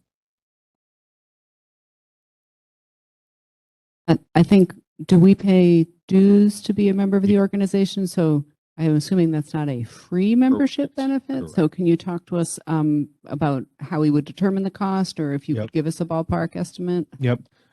So the base, yeah, it is that you do pay dues to NHSBA. Our strategic planning services is a 4-fee service. Our base, our standard strategic planning service base level is $5,000, conducted over the course of about 4 to 6 months. And that scheduling is just based on scheduling and getting meetings get together and whatnot. That gets you approximately 40 hours worth of work by our consultant. That includes some prep time and some back end time, you know, before the meeting and after the meeting, and then coming here, you know, to spend, you know, I think Mark tends to do about 4 or 5 3 to 5 hour meetings, roughly. And then if you figure an hour prep time and an hour wrap up time on either end, and we do charge for the mileage as well too, but that's always somewhat flexible and negotiable. So, but yeah, so we do that again, and then depending on the level of service, if you wanted more hours and more time and more meetings, you know, the cost goes up from there. And we do that. I don't do like a set hourly rate or anything, because you're my members. I don't want to nickel and dime you. You know, you already pay due. So if you wanted to go above and beyond the 40 hours, I would sit down with, you know, the board chair and the superintendent, say, how much more time are you looking for? Come up with a price and just say, does this sound good to you? Would that be reasonable? And it always seems workable for everybody. Obviously, the board would need to discuss, but my instinct is we don't have one. So starting with sort of like a basic plain vanilla starting point would seem appropriate. And then if in a second round we wanted to go the whiz bang fancy, let's do more route, that might make more sense. But starting basic, to me anyway, seems to make sense, but obviously subject to our further discussion. Any other questions about strategic planning? You want to handle this one, Will? We're on to the roles of the superintendent now. Slide, I think 22, 23 maybe. See what's there. So the way we've structured the PowerPoint, a little different than the white paper. So we do a lot of compare and contrast as we're going, but there are some pieces that we like to highlight in this section. I think in one of the early slides, one of the first where we were talking about the different domains, at the very bottom there was some red text that if you wanted to look at the enumerated roles and responsibilities, I think they start on page 15. I think the first thing I put on page 15 is RSA 194C4, which is superintendent services. And if you look at that statute and you look at each of the places where the superintendent has to provide administrative services, you'll see that it essentially covers everything within a school district, whether you're talking about supervising employees, buying books, overseeing litigation, hiring consultants. Those all fall within the responsibilities of the administration. So just looking at a couple of things where I think part of it is circling back, implement and review school board policies. So that's in ED, the Department of Ed Rule 30202R, and the implement part. Okay, we all know that the superintendent is supposed to put into action the policies that the school board adopts, or maybe phrase it differently, it operates within the parameters set by the school board policies. But the next one, that the review, I don't think it means just read them. It's review and make recommendations. Sometimes when I do the policy reviews for districts that Barrett was just mentioning, I'll say, a district-specific policy might want to review with, the business administrators, see if it's actually consistent with what you're really doing. Because you wrote the board adopted the policy in 2010, and maybe you're doing things differently. So the review is the administration saying, hey, this is, might have been a good idea, but it's not working. We need to tweak it. Maybe you need to, look at something else. Or, quite frequently, the administration is the one that's getting our policy updates, and they're the ones, really driving and pushing boards to keep on top of the legal responsibilities, especially. So another point, when you look through all of the those corresponding roles and responsibilities in the rules, just note the similar topics, but the different action verbs. So in many of them, it's school board adopt policies, and then superintendent, act in accordance with the policies. Board adopt policies relative to employment, superintendent direct and supervise the employees, and so forth. So clear link between board policies, day-to-day obligations of the superintendent. Again, your board policies are setting parameters and boundaries, and giving direction, setting vision, goals, etc. Talked about that, and I think we covered a lot of this. So RSA 194C4 is the one that talks about superintendent services, as I mentioned. It's awkward introductory language, not crystal clear. One thing about superintendent services is you are required to provide, the district, the board, are required to provide superintendent services by way of and through a certified superintendent, unless you're a real tiny district, and then you can use somebody called a district administrator. You're not, so you can't. But when you read the statute, you try to figure out what does that really say. But that's what it says once you dig through the corresponding Department of Education regulations. So, and then the final bullet on slide 24, between 194C and the Department of Education rules, superintendents are assigned to all aspects of management of a school district. I think. Just one last point on the superintendent responsibilities. If you turn to the white paper, and you don't have to actually do it, I'm just bringing it up for conversation point.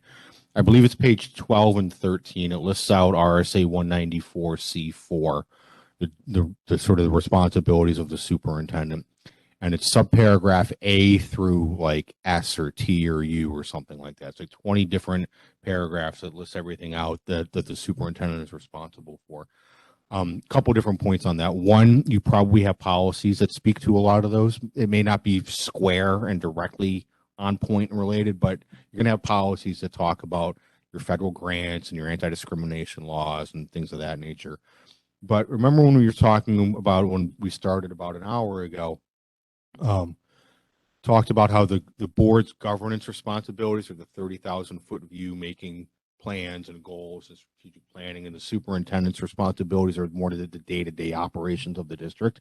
When you look through that list, you will see that it's day-to-day operations, making sure payroll is met, compliance with federal laws, oversight of staff and students, transportation responsibilities, like really the day-to-day type of management stuff to ensure that the district is functioning on a day-to-day basis, but again, in accordance with policies and the goals and strategic plans, things of that nature that the board has already established. So just in the interest of time, there's a couple more slides. I'll let everybody read them on. Just some bullet point best practices, best recommendation type of stuff. So are there any other questions for us? I've got one, if you don't mind, that's completely unrelated. Yeah, sure. And I won't hold you to it. So in the first draft of our warrant last year, your what? I'm sorry? Our warrant. Yep. We had an item to consider setting up what I refer to as the set aside fund, 198.4B, Roman numeral 2. Oh, it's the 5% contingency fund. Yeah. Yeah. Yeah. And it was kind of just put there because the rules were changed a little bit, and I think the business administrator wanted us to take a look at it. Yep. Municipal Budget Committee had some questions, and there was sort of a general lack of understanding, specifically around the how the 5% of the net assessment was calculated and things like that. So we decided not to move forward. But it may come up again next year. I think the main argument against it, outside of the lack of understanding, was that we have had the good fortune in Pembroke for a couple decades of having a very talented person as our trustee of trust funds. And he has helped the school district set up many trust funds. We have a special education trust fund. We have a facilities. Yeah. Right. So sort of the argument was we don't need both. And in our NBC retrospective that we had just a month ago to kind of look back, the topic bubbled up and a couple of people argued, well, maybe it wouldn't be such a bad thing. We tend to have a healthy surplus here, not what I would call unreasonable, but significant. So I was just wondering if you had general comments on that fund and what its intended purpose was. And so when that law changed, I believe it was in 2020, because I believe it got embedded in House Bill 1158, which was a COVID omnibus bill, because the legislative session came to a screeching halt. So everything that they really wanted to get passed, they threw into House Bill 1158. And HSBA worked with Senator Khan on drafting that bill. And the impetus behind the bill, in speaking with Senator Khan and some of the comments that were made at the legislature when the original bill, which name I forget, was being implemented, was so the previous law allowed up to, I believe, 2.5% of the net assessed value, if I'm not mistaken.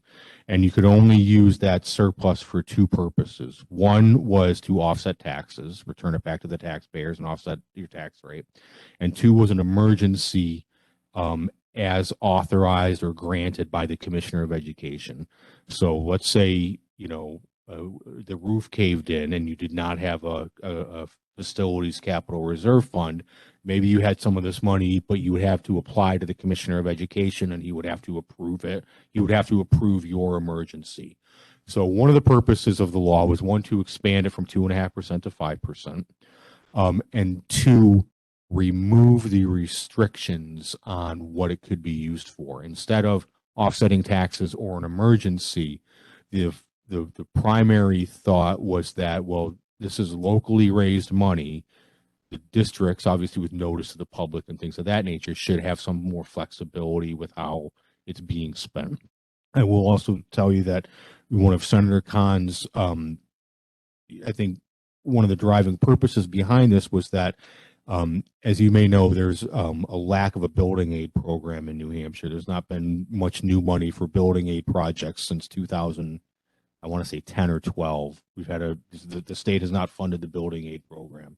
So Senator Khan was also thinking that districts may be able to save up some of this money over the course of a number of years. And, it's only 5% total. So we're not like you're accruing. But anyway, for facility, capital improvements, essentially, with there being a lack of state aid in that regard. The one of the impetuses was for capital purposes.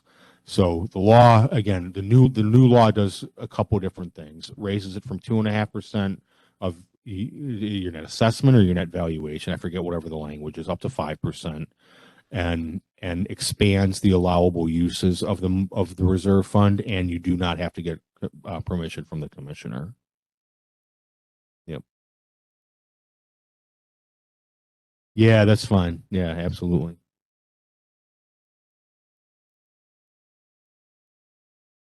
Will was reminding me there was a bill this year to revert back to the previous, and that died. We got that killed. Yeah, I think they were leaving it at the 5%, but reinstituting.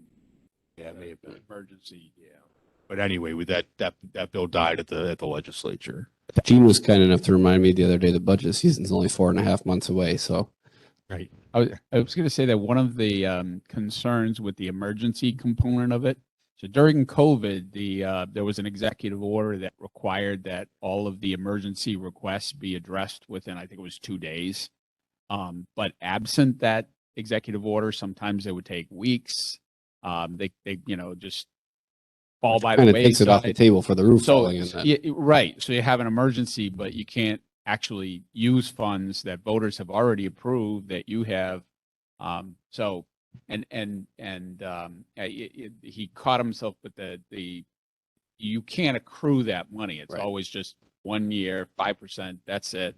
You either have it or you don't have it. And I believe there's no requirement that boards actually retain it. So if at the end of the year you're looking comfortable with your trust funds, things have worked pretty well, there's no requirement that you do it. In fact, many boards that do exactly that.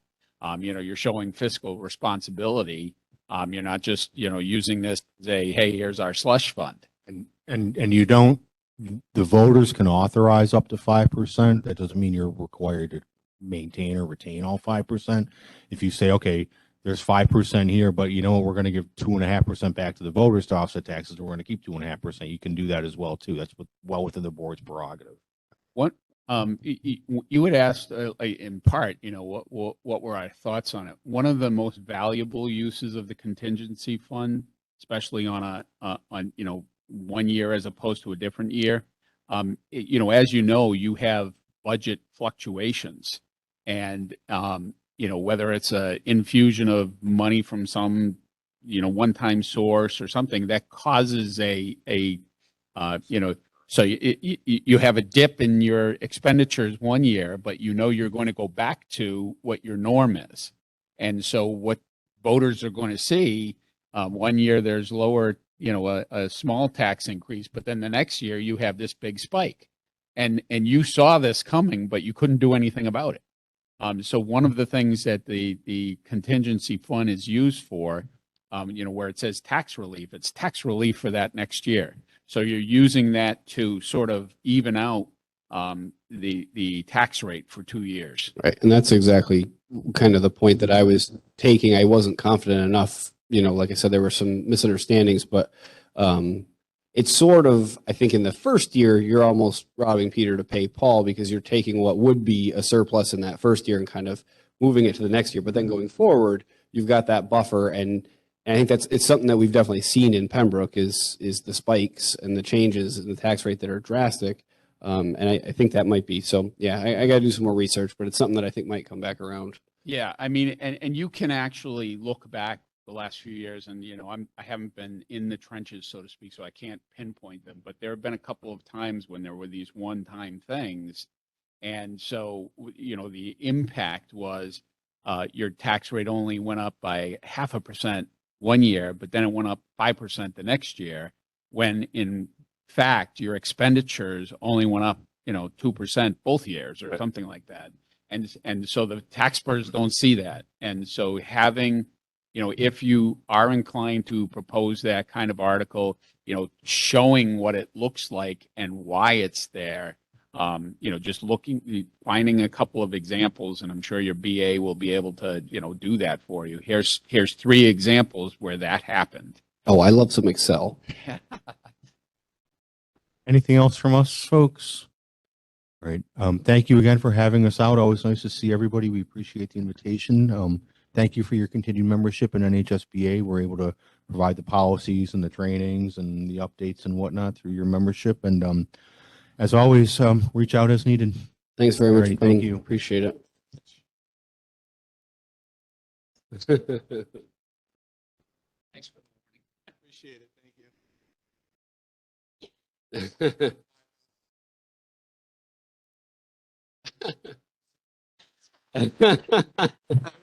It catches on the thing on the back of my phone. It's the 3rd time today.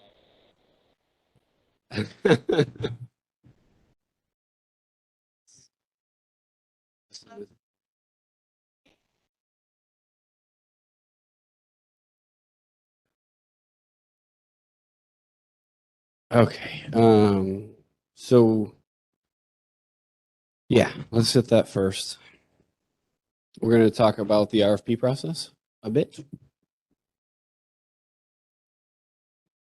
While we're passing these out, I will note that Matt Miller, who is on the Pembroke Energy Committee and also is the latest appointed member of the Municipal Budget Committee in place of Paul Hansen, I believe, has reached out to me, wants to be just kind of kept in the loop. I think what I'll probably suggest is that he reach out to Kevin Foss and see if he can jump on that committee, but he just wants to be in the conversation and, make sure that we're thinking about energy efficiency and whatnot if we're going to take on a building project. So it's early. He's reached out to me. We haven't been able to connect on the phone yet, so there's not really much to share, but I just want to let you guys know that conversation was getting started.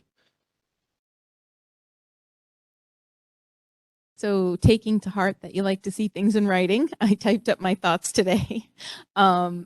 Amber and I were talking about the RFPs process, and Josh has had, I think there'll be a total of 6 walkthroughs, which is great. So we'll have firms to choose from. Some firms, I think most of them we've either worked with or are known by Amber from her work at the college. So that's also good that we have some background. So the RFPs are due on May 31st. I think the walkthroughs are either wrapped up today or they will be tomorrow. We have a proposal on how to get to the choice of firm that we're going to work with. So when the RFPs are due on May 31st, they would be reviewed by Amber, Josh, the facilities director, and me. And then by Monday, June 6th, we would choose 3 finalists out of those proposals. And then the week of June 13th, the finalists would be interviewed by the committee. Amber has criteria that she hands out so that people know what they're looking for and how to score those. And out of that would be 2 finalists to come to the board for a presentation. So the interview committee, we took this from work that's been done in both Allenstown and Deerfield, typically has included the business administrator, the facilities director, the superintendent, the principal. I suggested the committee chair, Kevin Foss, and then typically a board member if someone was able to do that, to narrow down the 2 finalists. And then we would propose to be wrapped up and ready for your work session on June 21st for those 2 firms to come in. They would do a presentation to the board, and then that evening you would choose the firm that you wanted to move forward with. So I know that's a lot, but we wanted to map it out so that we had a plan on how we would move forward. Questions, comments? Yeah, I think this looks great. I share the concern. I forget I think it was a gentleman you mentioned name who is interested in the energy efficiency of the new facility, or new and renovated facility. And not only for the teeny tiny part of Pembroke Hill School, can save the planet, but also because in the lifetime of the building, it's way cheaper, like way, way, way cheaper. And so I wouldn't mind being that board member TBD, or if somehow, somewhere in this selection process, we could just really make sure that the applicants were addressing that, or, if this criteria, a number 4 could have something about that, if just somehow that could be built into this. That would be my only feedback on this. I think it's pretty typical now that if they're going to be competing, that they are going to come up with those efficiencies, whether it be suggestions for solar, any type of energy savings and efficiencies should be included. And I'll make sure that in her form, and the board, if the board wants to choose the board member, that would be great when we schedule, if we have somebody prepared for that. Does anybody know? So I would love to do it, but I'm not sure. Are we talking, do you picture these being evening meetings or school during the workday meetings? I think we did them after school with Deerfield. I don't know it. We have to get firms in here, so I don't know when Right. they typically do their presentations and what their availability is. We try to work around everyone on the committee, or majority. Because they're trying to land a huge project. Exactly. That's what I'm thinking. I think they'll get. Yeah, I'm just, if anybody knows that they're available, speak now or forever hold your peace. If I think I can be available, very dependent on what that time frame is. If it was after school, like 3 p.m., I can make that work 3:30, like almost every day that week. And I'm interested, but certainly if there's anybody that has more availability. And it is the week of June 13th, if that helps you. Sort of Yeah, I'm look at looking your- right now, and I've got stuff that week, but Three Rivers graduation is on the 15th. right. Deerfield is on the 13th. And of we course. could possibly have a school board meeting on the 14th, right? That's a rain date if graduation rain date happens. No, that's the 6th and 7th. Right, but if we're supposed to have a meeting on the 7th, so if graduation gets moved to the 7th, we said we would move our board meeting to the 14th. I thought we flipped it to the 6th. We were going to post both nights. Oh, that's right. We didn't decide Somebody for sure couldn't- yet. We yeah, didn't somebody decide for sure yet. We're Make going to it, wait. I Yeah, think on the 14th. that's right. We're going to make a We were last gonna minute post call. both. Okay, I thought Yeah. we did the 14th because we couldn't do the 6th. I don't think so. I think it was the opposite. Yeah, I think That's what I they think you're wrote right though. in I my- don't think we made a final That's what I decision. wrote in my notes. Just to check. Yeah, that's. Sorry, I'm pointing. Thought somebody couldn't do it on the 14th, so we were going to flip the 6th and the 7th. I thought we couldn't because we won't be able to post it. Right, that's what I thought. We were, Right. We can't make a meeting on the 6th. We won't know.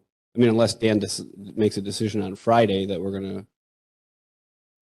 that's, yeah, because Kathy talked about posting both dates, but it does give no time. Right. That's why I thought we did the 14th. Yeah. That's good. Thank you. Um, So I- that limits the schedule that week with graduations and your board meeting. Indy, can I ask you a quick question about this? So this would be just for that interview process, and then two would come in, and then we Right. talked about having a couple board members in the future being on this, The expansion Okay. committee. Mm. just because that week is rough, because it's like the end of the, I don't even know what I'm doing that week. Yeah, that's But just I'm for definitely those. interested in this project, but The we're going committee to have a overall. couple, Mhm. yeah, we're going to have a couple people from the school or who, Yes. yes.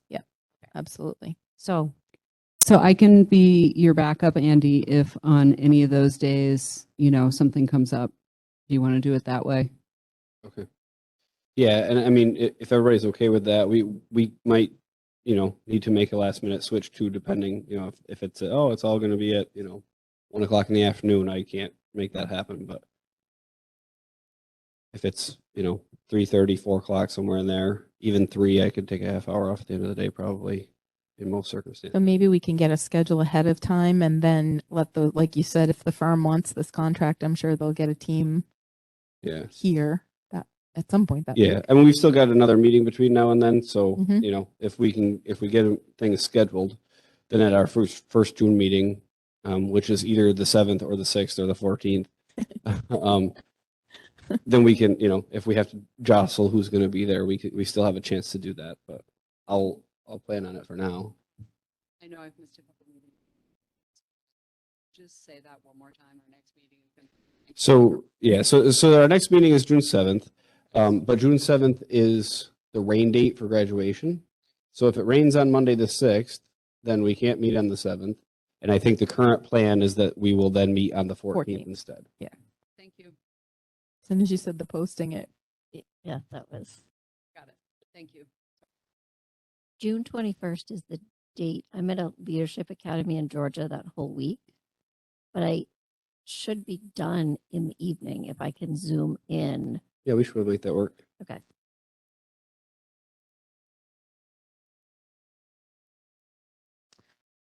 I think it's always good to delegate Yeah, can't hurt. officially. Can we just do one Or you- motion that says like, I move to approve the proposed Hill School expansion architectural firm selection process with Andy Camage being the primary board member and Amy Manzelli serving as backup? Is there a second? She does. She likes motions. I'll When you have to second that. submit the language to the secretary, you know it's an involved motion. Oh, good. Yes. All right, so I got a second from Jean. Is there any other discussion around this? This is great. I'm glad to see it. I've not been super responsive. Kevin sent me a couple of emails and I owe him an apology, but I'm glad to see it's moving forward. It'll be great to have something tangible before the end of the school year to Mhm. start sinking our teeth into. And I appreciate it all being, I mean, it's very easy. Like, Yeah. yeah, that makes sense. Okay. Good. Cool. Any other discussion? Then all in favor of approving this document with myself as the board member representative and Ms. Manzelli as the backup, please say aye. Aye. Aye. I, Any opposed or abstentions? Now that this is official, I may share it with the municipal budget committee. I'm not sure they're going to care, but I told them I'd keep them in the Yeah, loop. it's great. And with Kevin as well. Yep. Make it okay with being on the interview committee. Yeah, I'll let Matt know. I mean, To ask, this is just to select the firm. So once the firm is on board, we're gonna need a committee and a lot of work is gonna start. Yeah. cool. So we had indicated earlier that there's not a need for non-public. Is that still the consensus? I have a little bit of a question I thought of while we were going through this whole thing. And it's more geared towards the resignations. It wouldn't be anything specific, but just kind of reasoning and stuff like that. So, I agree. So let's, okay. yeah, there is a need, yeah. I was going to say the Yeah. same thing, Yeah, and there's all an right. awful lot. I think it's better to go into non-public. Good enough. So That's the fine. board has need to go into non-public session. In accordance with New Hampshire RSA 91-A:3, Roman numeral 2, small letter B and C. B and C, which are the hiring of any person as a public employee and matters which, if discussed in public, would likely affect adversely the reputation of any person other than a member of the board. At 8:30 on a roll call vote, Gene? Yes. Stacy, Yes. Amy, Yes. Melanie, Yes. and Andy's yes. We'll take a minute. To accept the 2 resignations. Is there a second? I'll second it. All right, all in favor of accepting the 2 resignations presented, please say aye. Aye. Opposed or abstentions? And Ms. Sherman's got some nominations for us. Okay. I have nominations for 2 math teachers at Pembroke Academy, a social studies teacher at Pembroke Academy, and a teacher at the Hill School. I'll make a motion to accept those 4 nominations. I'll second it. All right. All in favor of accepting those nominations, please say aye. Aye. Aye. Any opposition or abstention? Okay, with that, I'll say it one more time if I can get it right. Our next scheduled board meeting is June 7th, 6:30 right here. That is the rain date for graduation. So if graduation needs to utilize the rain date, the current plan is to reschedule for June 14th, which is also a Tuesday, right here at 6:30. Some small chance that should change. So if you're interested, please pay attention to the posting locations, and we'll make sure that we're following all applicable rules as far as posting. But I think 14th is probably a safe bet if the 7th doesn't happen. There's nothing else. I'll accept a motion to adjourn. I just had a quick thing. In the drive, I know it's not on the agenda, but there were preliminary figures gathered about if we were to drive our own buses. Can we just have added right to that same document what we pay Dale? Yes. Just so we can have, like the side-by-side comparison, please. Thank Each you. of the boards asked for that to review, but it got put in this drive, but it was a work session, so it will be in the next meeting, and then we'll also have your cover sheet for your fee costs. Thank you. You're welcome. All right. Anything else? Oh, I'd like to welcome Earnhardt to the teaching staff at Pembroke. Congratulations. All right. We're good. Accept the motion to adjourn. Motion to adjourn? I'll second it. All right. All in favor, please say aye. Aye. Aye. Aye. Thanks.